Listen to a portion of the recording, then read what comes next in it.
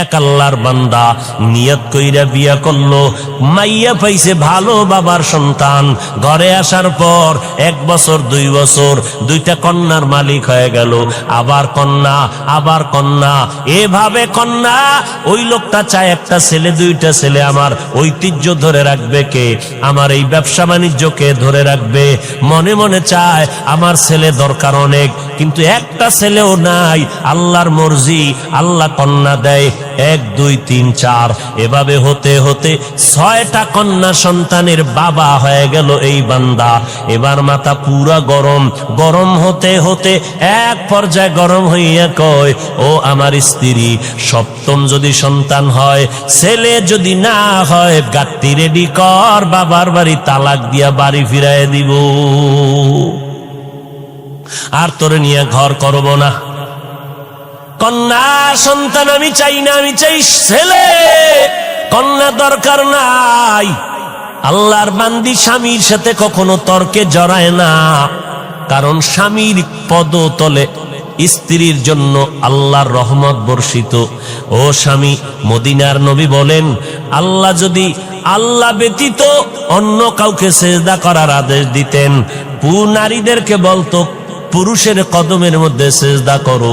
এরে নবীর উম্মতের দল, আল্লাহ ছাড়া আর কাউকে সেজদা করা যেহেতু জায়েজ নাই, এই জন্য কোন নারী স্বামীর কদমে সেজদা করতেও পারবে না। আল্লাহর বান্দা আল্লাহর কাছে বারবার ছেলে চায়, স্ত্রীর সাথে রাগ করে। এরে নবীর উম্মত, আল্লাহর বান্দি কোনো কথা না বলিয়া 5 বেলার নামাজ পড়ে আর আল্লাহর কাছে কান্না করে, ও মালিক, মেহেরবানি করে তুমি আমার স্বামীর হেদায়েতের দরজা খুলে দাও, দিলটা নরম করে দাও, আমার ইজ্জত নষ্ট করবা না। জীবনে বিয়া হইছে মাত্র একটা, আমি মরিয়া গেলে যাব। দ্বিতীয় বিয়ার জন্য মেয়েরা কান্দে না, জাতের মেয়েরা কয় আমার জীবনে বিয়া হবে একটাই, একটা বিয়েই হবে। ও আল্লাহ, আমার স্বামীর ঘর আমি ছাড়ব না, তুমি আমার স্বামীর হেদায়েতের দরজা খুলে দাও। মাইয়াহদিল্লাহু ফাহুয়াল মুহতাদ ওয়া মাইয়ুদলিল ফালান তাজিদা লাহু ওয়ালিয়াম মুরশিদা। হেদায়েতের মালিককে একমাত্র আমার আল্লাহ। আল্লাহ যদি চান হেদায়েত পাবে, যদি কপাল খারাপ হয়, কপালে হেদায়েত আসবে না। হেদায়েত পাওয়ার মতো কোন মুর্শিদও খুঁজে পাবে না, কোন পথ প্রদর্শক খুঁজে পাবে না। এরে নবীর উম্মতের দল, ছেলে দান করেন আমার আল্লাহ, মেয়ে দান করেন আমার আল্লাহ, দোনোটাই দেন আমার আল্লাহ, কোনটাই দেন না তাও ক্ষমতা কার। লিল্লাহি মুলকুস সামাওয়াতি ওয়াল আরদ ইয়াহাবু লিমান ইয়াশাউ ইনাসা ওয়া ইয়াহাবু লিমান ইয়াশাউ যুকুর আও ইউযাওয়িজুহুম যুকরানা ওয়া ইনাসা ওয়া ইয়াজআলু মান ইয়াশাউ আকিমা ইন্নাহু আলীমুন কাদির।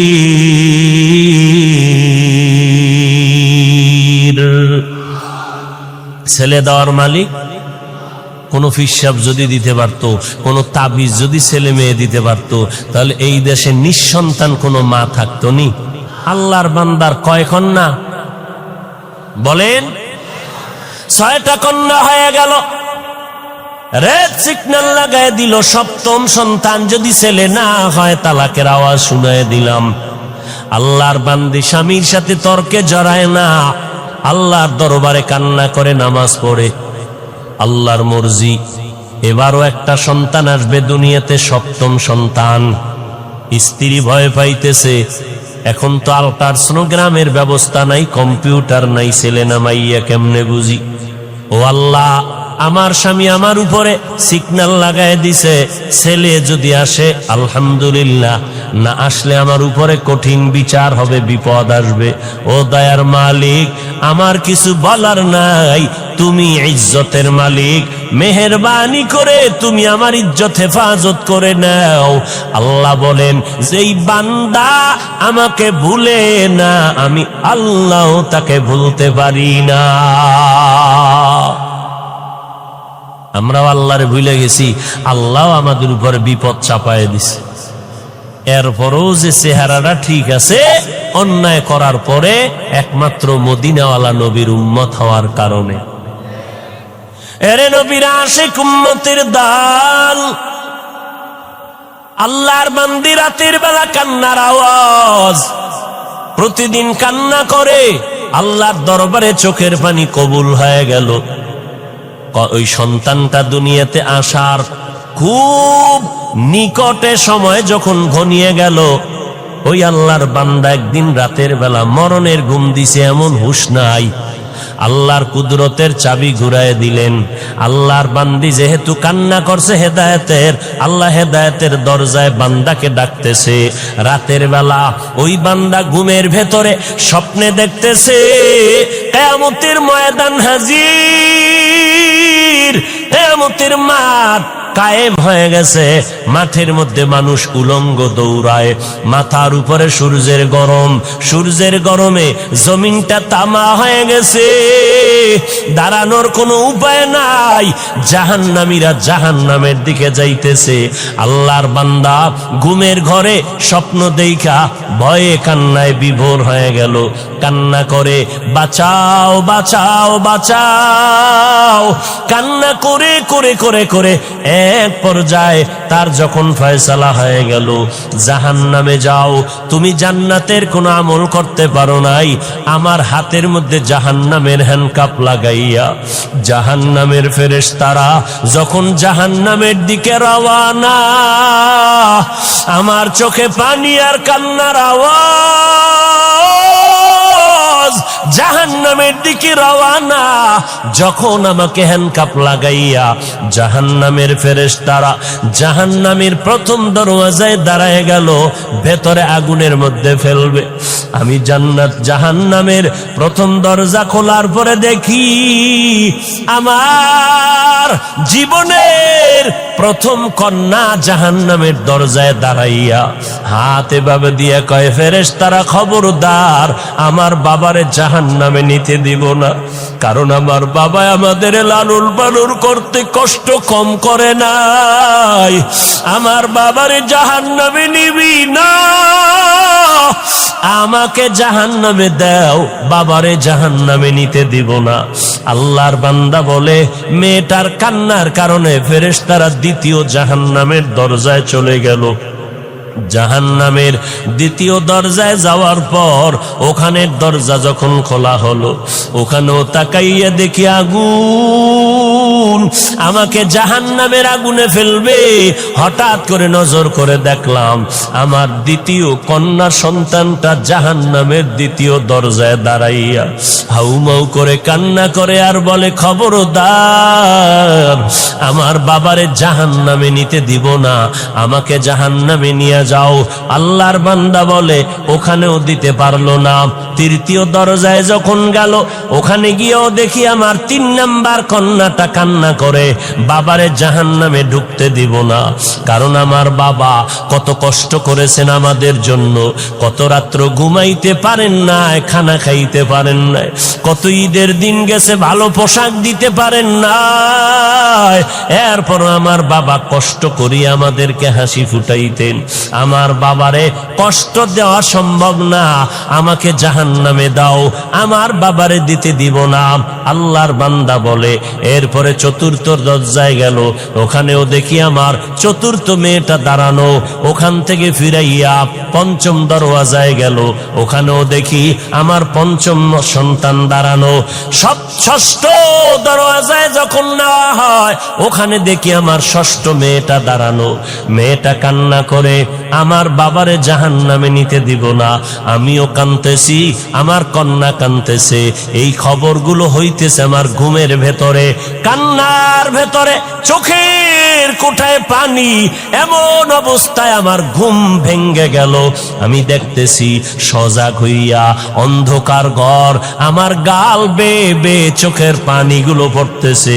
এবার আমি ডানে বামে তালাশ করলাম আমার বিবি, আমার বিবিরে আমি বিছানায় দেখতেছি না, আমার কান্না বন্ধ নাই, আমার শরীরটা কাঁপতেছে, ভয় কি দেখেছি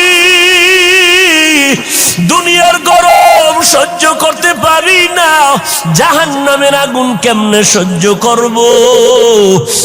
আর আমার কান্না বন্ধ হয় না। আমি কাঁপতে কাঁপতে আমার বিবিরে তালাশ করতেছি, আমার বিবিরে পাইলাম না, বিছানায় কই গেল দেখি না। নজর করে গভীর রাত, অন্ধকার ঘর খুঁজে খুঁজে দেখলাম ঘরের একটা পার্শ্বে ভেতরে নির্বিল জায়গা, নির্জন। ওই জায়গার ভিতর আমি হাইটা গিয়ে দেখি গুনগুন কান্নার আওয়াজ আসতেছে। কে এখানে কাঁদে? কান লাগায় দেখি আমার বিবির কান্নার আওয়াজ। আমি কান লাগায় দেখি আমার বিবি চোখের পানি ছেড়ে মোনাজাত দিয়া কান্না করে, আল্লাহ তুমি আমার স্বামীরে হেদায়াত দাও, তুমি ইজ্জতের উপরে আমার যেন কোনো আক্রমণ না আসে। আল্লাহর বান্দা বলে, বিবির কান্না দেখার পর আমি সহ্য করতে পারি না, বিবির হাত ধরে বলি, আর কাঁদিও না রে বিবি, আর কান্না করিও না, আমি তোমাকে বহু কষ্ট দিয়েছি রে বিবি, মাফ করে দাও। আমি বুঝতে পারি নাই।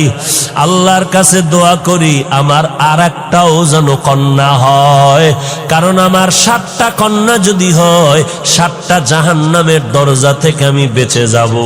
ও বিবি, আমাকে মাফ করে দাও, আমি আর তোমারে কোনো খারাপ কথা বলবো না। এরে এলাকার মুসলমান, পর্দার আড়ালের মা বোনেরা, ও বৃদ্ধ বাবাজি, আল্লাহর কাছে এমন সন্তানের জন্য দোয়া করা দরকার। আল্লাহ সন্তান যদি দাও, নেককার সন্তান দিও, এমন সন্তান যেন না পাই যেই সন্তানের কারণে মা বাবার ইজ্জত নষ্ট হবে, মা বাবা সমাজে মুখ দেখাইতে পারবে না। ও আল্লাহ, তুমি কন্যা দাও আলহামদুলিল্লাহ, তুমি ছেলে দিল আলহামদুলিল্লাহ, তবে আদর্শওয়ালা নেক আমলওয়ালা ভালো সন্তান তুমি দিও। যেই সন্তান কন্ট্রোলে আসবে না ওই সন্তান আমরা চাই না। উস্তুনে হান্নানা আজ হজরে রসুল নালামি জাদ হামচু আর বাবুল। গাছের জন্য আমার নবী রহমত, মাছের জন্য রহমত, রুহের জগতে আমার নবী রহমত।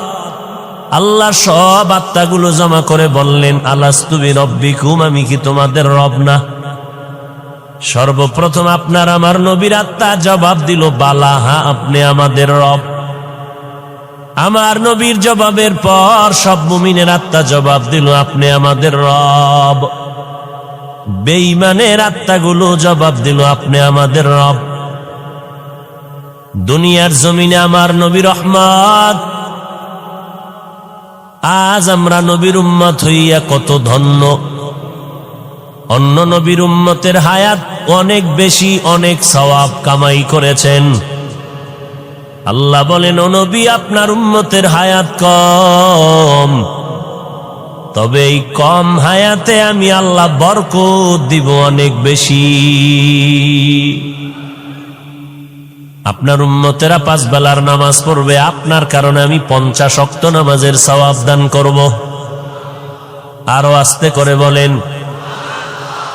আপনার উম্মতেরা জমিনের যে কোনো জায়গায় সিজদা করবে, আমি কবুল করে নিব। আপনার উম্মতেরা যে কোনো দ্বীনি মজলিসে বসবে, আমি আল্লাহ সাথে সাথে সবার গুনাহগুলো মাফ করে দিব। আতিনা ফি দারে দুনিয়া না হাসান, আতিনা ফি দারে উকবানা হাসান, ইয়া গিয়াসাল মুস্তাগীসিন ইহদিনা লিফতিখারা বিল উলুমি ওয়াল গিনা। আমার নবীর জন্য পিপিলিকা কাঁদতেছে। ও দয়ার মালিক, একটু বাইতুল্লাহ দেখায় দাও, মদিনার রওজাটারে দেখায় দাও। আল্লাহ বলে, মক্কার কবুতর জলদি করে যাও, অমুক এলাকার গর্তের থেকে পিপিলিকা আমার ঘর দেখবে, বাইতুল্লাহ যাও। পায়ের সাথে বাজাইয়া বাইতুল্লাহ দেখায় ঘুরাইয়া মদিনার উপর দিয়া তারে আবার জায়গায় পৌঁছাইয়া দাও। গর্তের সাপ আমার নবীর মোলাকাতের জন্য দীর্ঘদিন অপেক্ষমান, জঙ্গলের প্রাণী আমার নবীর জন্য পাগল। সাহাবায়ে কেরাম বলেন, আমরা রাস্তা দিয়ে হাঁটতেছি, আমাদের নবীর পেছনে বারবার ডানে বামের থেকে বারবার সালামের আওয়াজ পাইতেছি, কিন্তু মানুষ দেখি না।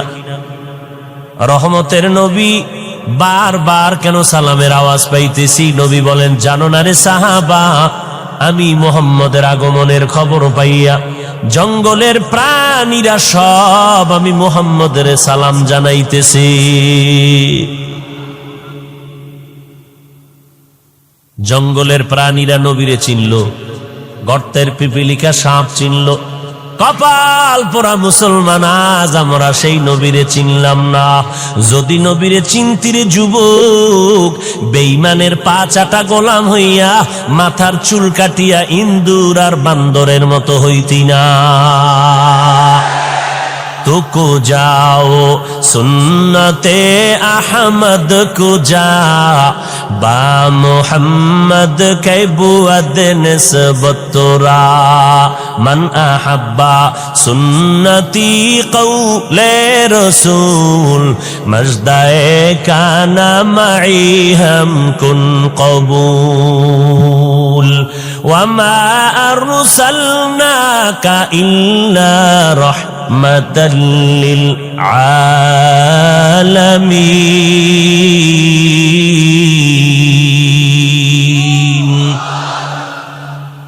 আমার নবী জগৎ সমূহের জন্য রহমত, বেঈমানের জন্য নবী রহমত, মুমিনের জন্য আমার নবী রহমত। পুরুষের জন্য যেমন রহমত, নারীদের জন্য আমার নবী রহমত।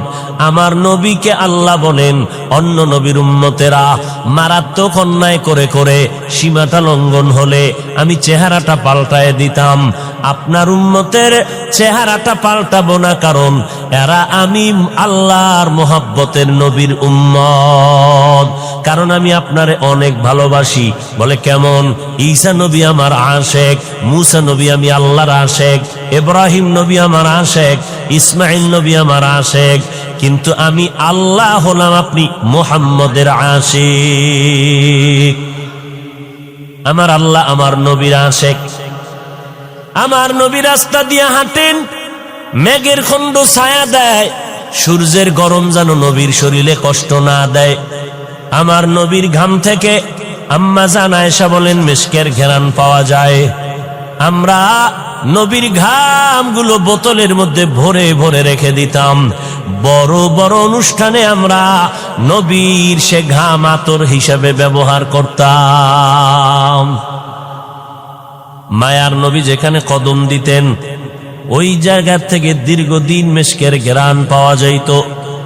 মায়ার নবী আমার চেহারার মধ্যে এত বরকত আল্লাহ দান করেছেন, মায়ার নবীর চেহারা মোবারকের দিকে একটা নজর দিলে পেটের ক্ষুধা নিবারণ হয়ে যায়। নবী বলেন, আমি এমন একটা সময় মক্কা নগরীর মধ্যে আবির্ভূত হলাম, যেই সময় মক্কার মানুষের চরিত্র নাই, পৃথিবীর নিকৃষ্ট খারাপ, এদের জবান বড় খারাপ, এদের আখলাক আদর্শ বড় খারাপ।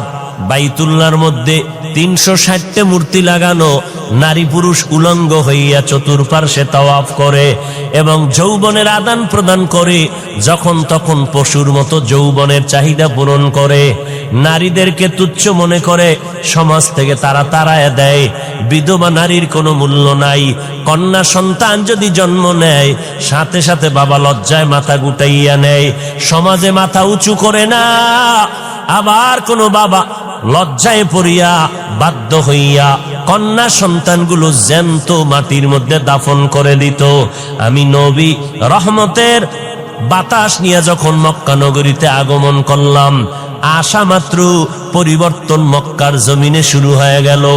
মা আমেনা বলেন, মোহাম্মদ যেদিন আমার গর্ভ থেকে জমিনের মধ্যে পদার্পণ করলো, আমি একটা বড় নূরের আলো দেখতে পেলাম। ওই আলোটায় শুধু আমার ঘর আলোকিত হয় নাই, বসরা এলাকা বিশাল বড় রাজার রাজপ্রাসাদের এলাকা, বহুদূর। ওই আলো দিয়ে দেখলাম বসরা পর্যন্ত রাজপ্রাসাদগুলো সে আলোতে দেখা যায়। আর আমার নবী বলেন, আমি যেদিন দুনিয়াতে আসছি আমি এসে সেজদার হালাতে মাওলা পাকের শুকর আদায় করছি। আমি আল্লাহর শুকর আদায় করে সেজদারত অবস্থায় যখন আসলাম, বাইতুল্লাহর ৩৬০টা মূর্তিও সেজদায় পড়ে গেল। আমি নবী যখন দুনিয়াতে আসছি রহমতের বাতাস নিয়ে, ওই পারস্যের মধ্যে প্রজ্বলিত 1000 বছরের আগুনটা ঠাস করে নিভে গেল। আমি মুহাম্মদ মায়ের গর্ভ থেকে এমন এক সময় জমিনের মধ্যে পদার্পণ করেছি, আমি নবী জমিনের মধ্যে আসা মাত্র ওই আগুন পর্যন্ত নিভে গেল। এরে নবীর উম্মতের দল, আমি নবী আসা মাত্র আমার আম্মা জান আমেনা বলতেছেন, আরে মহিলারা বাচ্চা গর্ভে নিলে কত কান্না, কত ব্যথা, কত কষ্ট। আম্মা জান বলে আমি কোনো কষ্ট পাই নাই।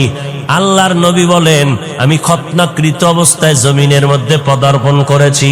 ও নবীর উম্মতের দল, আমার নবী রহমত হইয়া আসলেন। মক্কার মানুষগুলো যেমন একে অপরের সুন্দর দেখতে পারে না, চরিত্রের কোনো ভালাই নাই, আমি মুহাম্মদ আমার আদর্শ দিয়া 13 বছরে মক্কা নগরীর মানুষগুলো স্বর্ণের মানুষ বানায় দিলাম। এমন স্বর্ণের মানুষ আল্লাহ তাআলা ওহী নাজিল করে বললেন, ও পয়গম্বর, অমুক অমুক অমুক সাহাবার আল্লাহ দুনিয়াতে থাকা অবস্থায় জান্নাতের সার্টিফিকেট দিয়ে দিলাম। আপনারা পাইছেন নি জান্নাতের সার্টিফিকেট? বুঝা শুনে বলেন তো, ঘুমের ঘরেও পান নাই? কথা বলেন না কেন ভাই, পান নাই? আর টুকটাক যে আমল টামল করেন, ফাঁকে ফোঁকে নামাজ পড়েন, টুপি পরেন, বিড়ি টানেন, এই যে নামাজ টামাজ যাই করেন, কবুল টবুল হইছে এরকম কোন সংবাদ ঘুমের ভিতরে আসছে? কোনো গ্যারান্টি পান নাই। তা আমল কবুল হওয়ার গ্যারান্টি নাই, এতেই যদি এত মাস্তানি ভাব নিয়ে চলেন, কবুলের খবর পাইলে কি করতেন?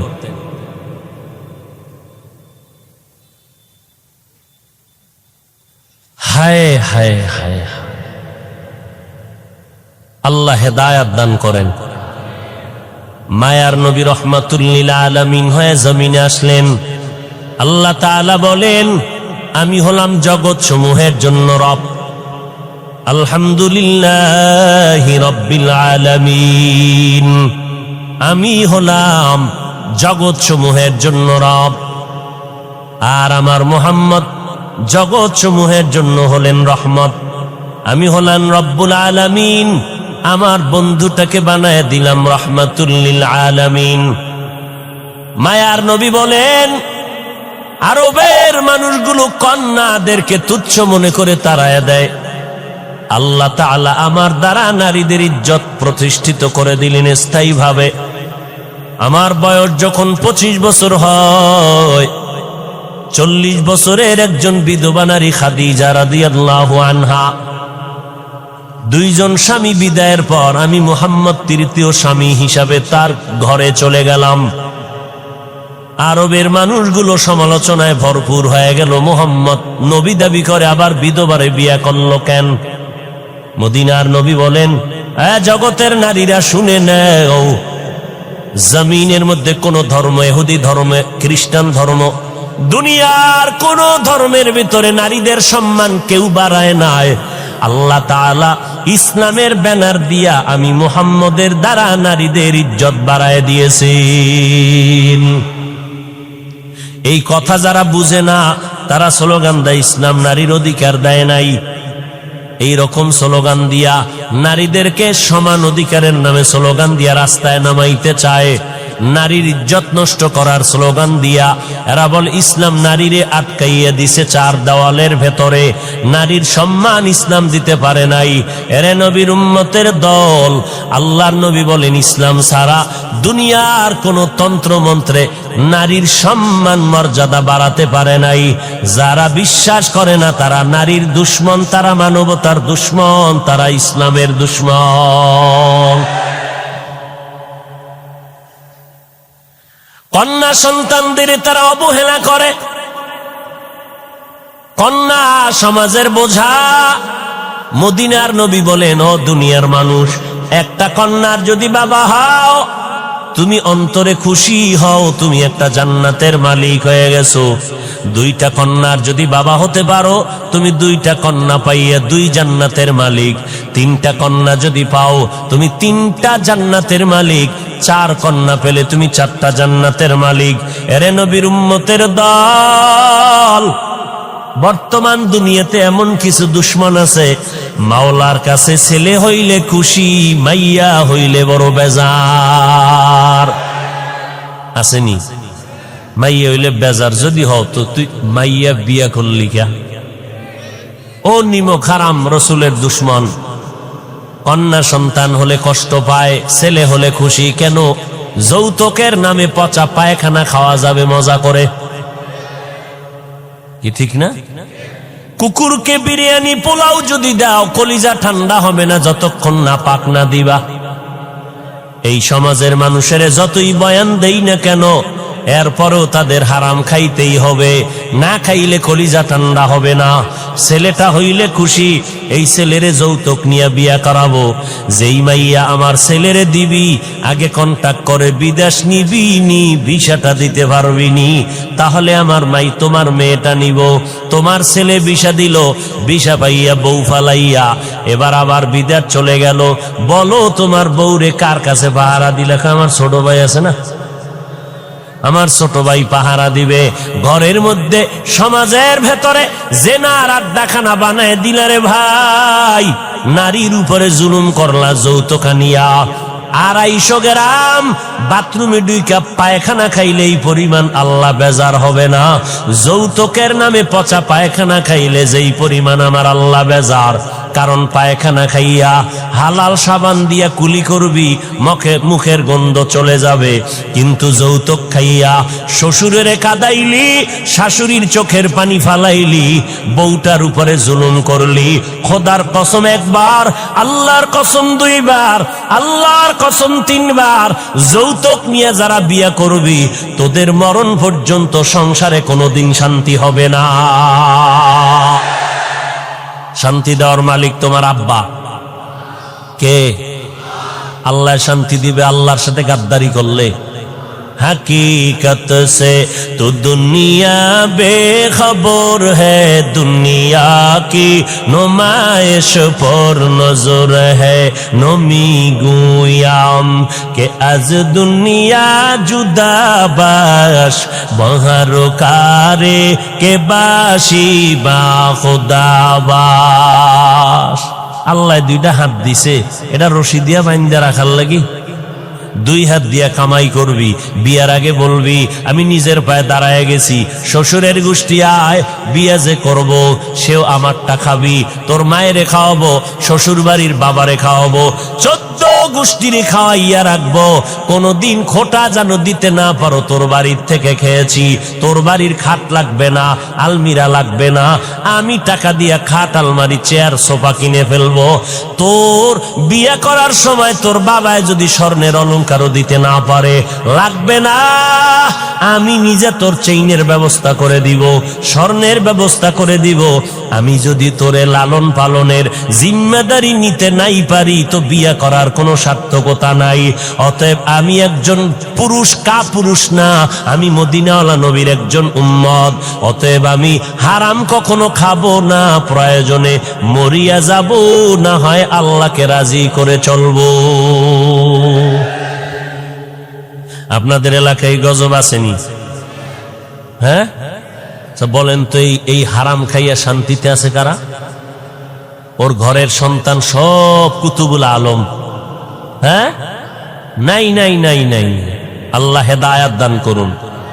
আরো জোরে বলেন, ওয়ামা আরসালনাকা ইল্লা রাহমাতাল লিল আলামিন। কেমন মায়ার নবী, নারীর জন্য রহমত। আম্মাজান খাদিজাকে বিয়া করিয়া রহমত বর্ষণ করে দিলেন। ও দুনিয়ার মানুষ, বিধবা নারীর এত সম্মান। আমি মুহাম্মদ এই খাদিজার গর্ভ থেকে সন্তান পেয়েছি। আমি মুহাম্মদও কোনো ছেলে নাই, আমিও 4 কন্যার বাবা। কন্যা হইলে খুশি না বেজার? বাবা খুশি হইও, মনে মনে চাইছিল আল্লাহ একটা ছেলে দিও। মাইজবান্ডারে গেলাম, ওই শাহজালালের মাজারে গেলাম, কত মান্নত করলাম ছেলের জন্য, কত তাবিজ লাগাইলাম, কত পানি ভরা লাগাইলাম, এরপরও ছেলে দিলেন। আরে আল্লাহ, সব আমার কন্যা দিলা কেন? আমার বুঝি বিপদ ঘনায় আসতেছে। আল্লাহর কসম করে বলি রে বাবা, ছেলে হইয়া তোমার হয়তো বা ক্ষতির কারণ হয়ে যেত।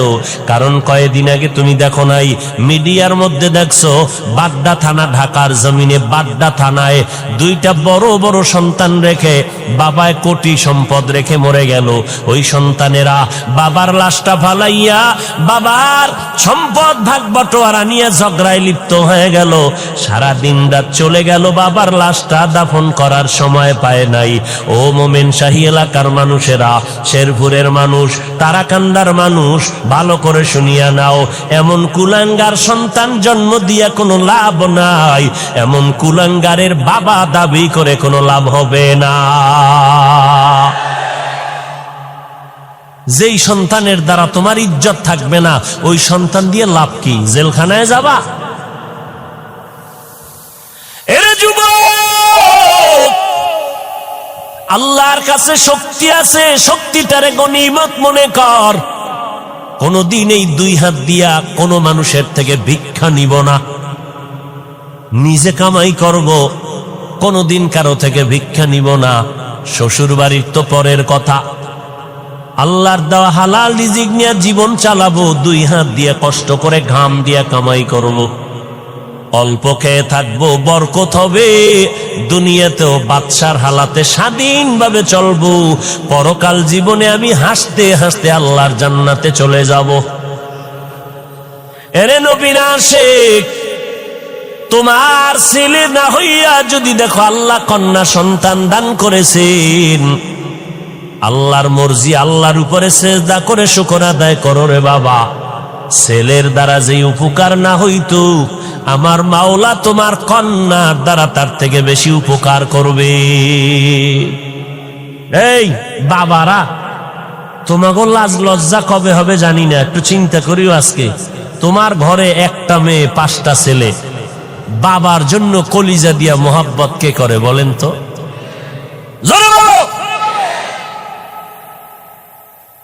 তুমি অসুস্থ হয়ে গেছো, মেয়েটা বেকার হয়ে গেছে, কান্নার আওয়াজ, খানা খায় না, বাবা আমার অসুস্থ, ছেলেরা খবর নেওয়ার টাইম নাই।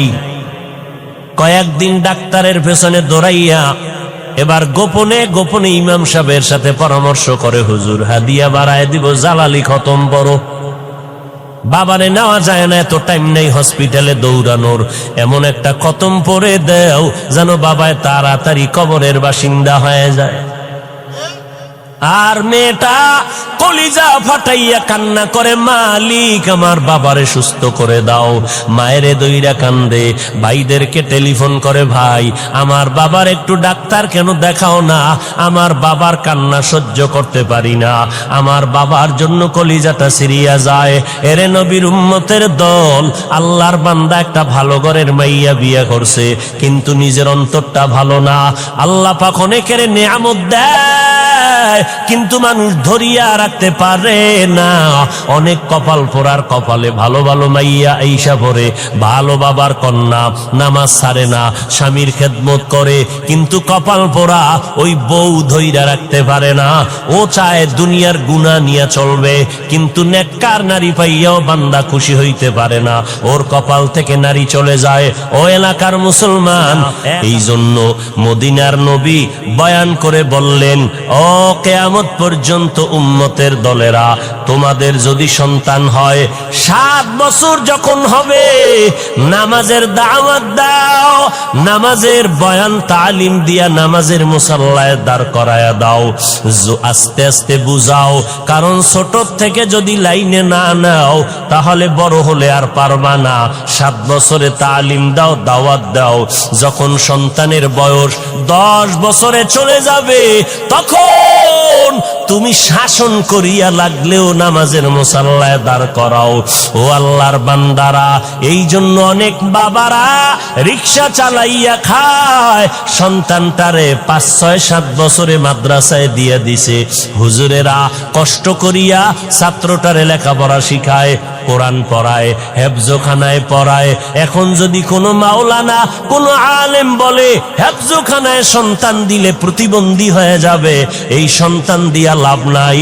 বুঝে নাও ওই আলেমের অন্তর বড় খারাপ।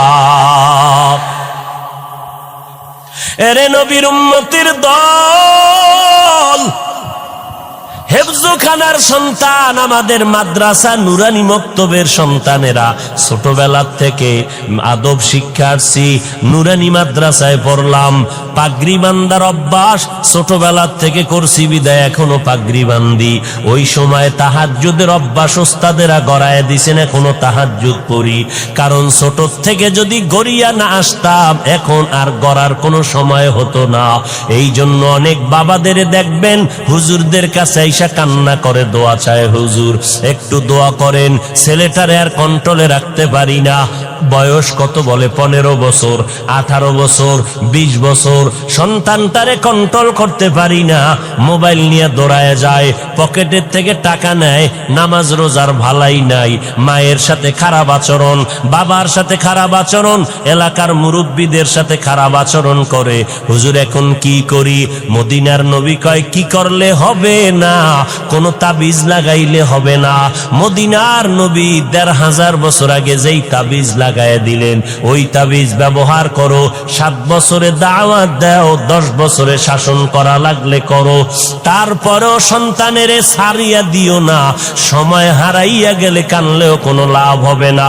এরে নবীর উম্মতের দল, আমরা মাদ্রাসায় পড়েছি। ও যুবক, মনে মনে ভাবতেছো আজকে হুজুরদের কথা মতো যদি চলি, নবীর তরিকায় চলি, স্বাধীনতা থাকবে না, লেখাপড়ার স্বাধীনতা থাকবে না। ও নবীর আশেকের দল, আজকে আমিও যদি তোমার মতো চিন্তা করিয়া প্যান্ট শার্টটাই লাগাইয়া রাস্তায় চলতাম, কেউ আমারে বাধা দিত না। টুপিটা মাথায় দিলে মাথা গরম লাগে, কম বুঝি না, এরপরও কেন টুপি ফালাই না? দাড়িটা লম্বা করার কারণে যৌবনের ভাব চলে যায়, এরপরও কেন দাড়ি ফালাই না? লম্বা জামা পরার কারণে শরীর গরম লাগে, তারপরও কেন ফালাই না? কওমি মাদ্রাসায় লেখাপড়া করেছি, যেখানে পড়লে কোনো চাকরি নাই, এরপরও কেন ওই রাস্তা ছাড়ি না? তাবলিগের পথ কেন ছাড়ি না? দেওবন্দীদের পথটা কেন ছাড়ি না? এরে নবীর উম্মতের দল, চিন্তা ভাবনা করে দেখলাম আল্লাহর কোরআন সত্য, নবীর কথা সত্য। আরো দেখলাম কি জানো, নবীর তরিকা মতো চলতে গেলে যারা কয় স্বাধীনতা থাকে না, আমরা দেখলাম আমাদের স্বাধীনতা তো নষ্ট হয় নাই। নবীর তরিকা সারা যারা, এরাও যেমন 3 বেলা খায়, আমরা নবীর তরিকাওয়ালারাও তো 3 বেলা খাই, আরো ভালো খাই, বেশি খাই। নবীর তরিকা যারা বাদ দিল, এরাও যেমন ব্যবসা চাকরি করে, আমরাও তো ব্যবসা চাকরি করার সুযোগ আছে। ও আল্লাহর বান্দা, যারা স্কুল কলেজে পড়তেছি, এরাও লেখাপড়ার স্বাধীনতা নিয়া, আমরাও তো স্বাধীনভাবে চলি। ওই যারা নবীর তরিকা মানে না, দেশ বিদেশ সফর করি, তো আমাদের তো সম্মানও কমে নাই, স্বাধীনতাও নষ্ট হয় নাই। আর পরকালের চিন্তা করে দেখলাম আজকে আমি চেয়ারে বসিয়া বয়ান করি, এই ময়দানে হাজার লাখো মানুষ, এই মানুষগুলো বয়ান শুনতেছে। আজ আমি বক্তা, আপনারা সবাই শ্রোতা, আমার কত দাম, কিন্তু চিন্তা ভাবনা করে দেখলাম যেদিন সাদা কাফনের প্যাকেট রেডি হয়ে যাবে, আজরাইল আইসা বাঁশিতে সিগন্যাল দিয়ে আমার প্রাণ নিয়ে যাবে, ওই সাদা কাফনে যেদিন ঢুকবো ওই দিন দেখা যাবে কেউ আমার পাশে নাই। আমার আত্মীয়, আমার রক্তের লোকেরা আমার গেঞ্জিটার বেলেট দিয়ে কেটে রেখে দিবে। 3টা সাদা কাফনের প্যাকেট বানাইয়া ওই মাটির গর্ভে কবরে রাখিয়া সবাই চলে যাবে। ওখানে আমার এত ভক্তবৃন্দ কেউ যাবে না, ওই কবরে কেউ আমার সঙ্গে থাকবে না, ওই কবরে একটা বাতিও কেউ দিবে না, টেলিফোনের ব্যবস্থাও হবে না। ওই কবরে যাওয়ার পরে মদিনার নবী বলেন, তুমি পীর নাকি মুরিদ, তুমি ধনী না গরিব, আলেম না মূর্খ, ফেরেশতারা জানতে চাইবে না। ফেরেশতাদের প্রশ্ন হবে 3টা, রবের পরিচয় দাও, ধর্মের পরিচয় দাও, রাহমাতুল লিল আলামিনের পরিচয় দাও। নবী বলেন, যারা জবাব দিতে পারবে তাদের কবর হবে রওজাতুম মির রিয়াজিল জান্নাহ, যারা দিতে পারবে না তাদের কবর হবে হুফরাতুম মিন হুফারিন নার। ওই অন্ধকার কবরে দুনিয়ার থেকে যারা রবের গোলাম হয়ে যাবে তারা জবাব দিয়ে দিবে রব্বি আল্লাহ। যারা ইসলাম মেনে চলবে কবরে গিয়া জবাব দিবে দীনি আল ইসলাম। যারা নবীর সুন্নতের আমল করে যাবে, নবীকে দেখা মাত্র চিনে ফেলবে, সাথে সাথে আমার আল্লাহ গাইবী আওয়াজ দিয়া বলবেন, ফেরেশতা 3.5 হাত কবর বড় একটা বালাখানা বানাও, জান্নাতের সাথে রাস্তা খুলে দাও, আমার বান্দা এখন জান্নাতের বিছানার মধ্যে আরামে ঘুমাবে। নবী বলেন, যারা রবের পরিচয়ের জবাব দিতে পারবে না, ধর্মের ব্যাপারে জবাব দিতে পারবে না, নবীর সুন্নতের আমল করে না, এত জবাব দিতে পারবে না। নবী বলেন, আল্লাহর ফেরেশতা যখন প্রশ্ন করবে তখন গুনাহগার বেনামাজিরা বলবে, হা হা লা আদরি, আমি কিছুই জানি না, কিছুই জানি না। আল্লাহর নবী বলেন, সাথে সাথে আমার আল্লাহ ডাইরেক্ট আওয়াজ দিয়া বলবেন, কবরের ফেরেশতা এই নাফরমানের আর সময় দিও না, আমি দুনিয়াতে কম সুযোগ দেই নাই, আমার দেওয়া পানি, বাতাস, সূর্যের আলো, চাঁদের আলো, নদীর মাছ, গাছের ফল, জমিনের ফসল খাইয়া এত বড় গাদ্দার আর নিমক হারাম একবারও আলহামদুলিল্লাহ বলে নাই। ওলামায়ে কেরামগণ পায়ে হাত ধরে ধরে নামাজের দাওয়াত দিত, এক বেলার নামাজও পড়ে নাই। এখন আর দেরি না করে কবরের মধ্যে জাহান্নামের বিছানাটা দিয়া দাও, জাহান্নামের সাথে রাস্তা বানায় দাও। 1টা না 2টা না, কবরে 99টা সাপ। আল্লাহর নবী বলেন, আমার আল্লাহ কুদরতের আওয়াজ দিয়া বলবেন, ওরে কবরের মাটি, ওই গুনাহগারের 2 পার্শ্ব থেকে জোরে জোরে চাপ দাও। কবরের মাটি এত জোরে চাপ দিবে, চাপের কারণে পাজরের হাড়গুলো চুরমার হয়ে যাবে রে বাবা। এরে যুবক, একটা মশার কামড় সইতে পারো না, একটা বেতের বাড়ি সইতে পারো না, সূর্যের গরম সহ্য করতে পারো না রে বাবা। গুনাহ নিয়ে কবরে গেলে ওই কবরে মাটির চাপ কেমন করে সহ্য করবা, জাহান্নামের আগুনের গরম কেমনে সহ্য করবা। আমার আল্লাহ তওবার দরজা দিয়ে ডাকে, ও গোলামেরা তওবা কর। জীবনে যদি চোখের পানি ছেড়ে তওবা করতে পারো, আমি আল্লাহ তোমারে মাফ করে দিব। এ যুবক ভাইয়েরা, আমার পর্দার আড়ালের মা বোনেরা, বৃদ্ধ বাবাজিরা, আমার মাওলাকে মনে মনে ডাকিয়া বলো, হে মালিক, এই ময়দানে আমার মতো গুনাহগার কেউ নাই। গুনার কারণে আমার হাত না পাক, আমার চোখ না পাক, আমার জিহ্বা না পাক, আমার অন্তর না পাক। আমার গুনার খবর আমার মা বাবা, ভাই বোন, পরিবারের কেউ জানে না। জানলে কেউ আমারে সম্মানের নজরে দেখতো না। ও মালিক, আপনি গুনার খবর জানার পর রাগ করিয়া পানিও বন্ধ করেন নাই, বাতাস বন্ধ করেন নাই, খানাও বন্ধ করেন নাই। ও আল্লাহ, আজকে তওবার নিয়ত করেছি, জীবনে কত নামাজ বাদ দিলাম। ও যুবকেরা, তোমার আমার মতো যুবক স্কুল কলেজে পড়ে র্যাব আর্মি পুলিশ বিডিআরের চাকরি করে, নামাজ ছাড়ে না, ড্রাইভারি করে, কৃষিকাজ করে, নামাজ ছাড়ে না। বলো তুমি কেন নামাজ পড়তে পারবা না? আল্লাহর কাছে তৌফিক চাও।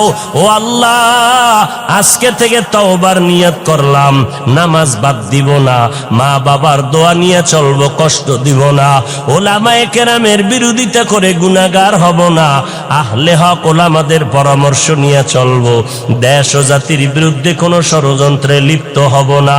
ও দয়ার মাওলা, তুমি আমার তওবা কবুল করে নাও, তওবার উপরে চলার তৌফিক দান করো। তুমি যদি তৌফিক না দাও, আমি সঠিকভাবে টিকে থাকতে পারবো না, শয়তানের ধোকায় আমি পিছলে পড়ে যাব। ও আল্লাহ, খাঁটি অন্তরে তওবা করতেছি, আর নামাজ ছাড়বো না, দাড়ি কাটবো না, বেপরদায় চলবো না। ও যুবকেরা, আমার মাওলার কাছে তওবার নিয়ত করে ফেলো, দুনিয়াতে চিরদিন থাকা যাবে না। ওই অন্ধকার কবরে আমার নবীর কথা যদি সত্য মনে করো, গুনাহমুক্ত হইয়া কবরে যাও, আর আল্লাহর কাছে তওবার নিয়ত করে ফেলো। রিজিকের মালিক আল্লাহ, ইজ্জতের মালিক আল্লাহ, হায়াতের মালিক আমার আল্লাহ। আর কোনদিন গায়রুল্লাহর গোলামি করব না, আল্লাহর গোলামি, নবীর তরিকায় চলবো। তওবা করার যদি নিয়ত হয়, খাঁটি নিয়তে দুটো হাত আমার আল্লাহকে দেখাইয়া দাও। আয় আল্লাহ, আমাদের হাতগুলো কবুল করে নেন, তওবা কবুল করে নেন, তওবার উপরে মজবুত হইয়া চলার মতো তৌফিক দান করেন। আমিন। আলহামদুলিল্লাহি রাব্বিল আলামিন। والصلاة والسلام على سيد الأنبياء والمرسلين وعلى آله وأصحابه أجمعين يا أرحم الراحمين يا أرحم الراحمين يا أرحم الراحمين رب ارحمهما কামা রব্বায়ানি সগীরা। ও দয়ার মালিক, গুনার বোঝা মাথায় নিয়ে হাত তুললাম। ও দয়ার আল্লাহ, কত মুরব্বী হাজী সাহেব, কত ব্যবসায়ী, চাকরিজীবী, ওলামায়ে কেরাম, যুবক ছাত্র ভাইরা, পর্দার আড়ালের মা বোনেরা হাত তুলেছেন। ও দয়ার মালিক, মেহেরবানি করে আমাদের জীবনের গুনাহগুলো মাফ করে দেন আল্লাহ। মাহফিল কবুল করে নেন, আয়োজনকারী সহযোগিতাকারীদের কবুল করে নেন। আয় আল্লাহ, আমার এই ময়দানে যারা ব্যবসায়ী, চাকরিজীবী, সবার কামাই রুজিতে বরকত বাড়ায় দেন। আয় আল্লাহ, আমার কলিজার যুবকদের দিনদার বানায় দেন, মা বোনদের আবেদা পর্দানিশী বানায় দেন, সন্তানগুলো নেককার বানায় দেন। আয় আল্লাহ, সমস্ত শিক্ষা প্রতিষ্ঠান নবীর আদর্শওয়ালা বানায় দেন, মসজিদ মাদ্রাসাগুলো কবুল করে নেন, এলাকার ঘরে ঘরে শান্তি দান করেন। আয় আল্লাহ, সুন্নতওয়ালা জিন্দেগি দান করেন, নবীজির রওজা বাইতুল্লাহ জিয়ারতের তৌফিক দান করেন। আয় আল্লাহ, দিলের নেক আশা পূরণ করে দেন। আয় আল্লাহ, সারা দুনিয়াবাসীকে মাফ করেন, বাংলাদেশ শান্তির দেশ বানায় দেন। আয় আল্লাহ, প্রশাসনিকভাবে যারা কাজ করে দিনদার বানায় দেন। আয় আল্লাহ, সরকার বাহাদুর থেকে সকল জনপ্রতিনিধিদেরকে দিনের খাদেম বানায় দেন। আয় আল্লাহ, রিয়া হাসাদ কিবির দূর করে আমাদেরকে ইখলাস দান করেন। আয় আল্লাহ, নবীজির রওজা বাইতুল্লাহ জিয়ারত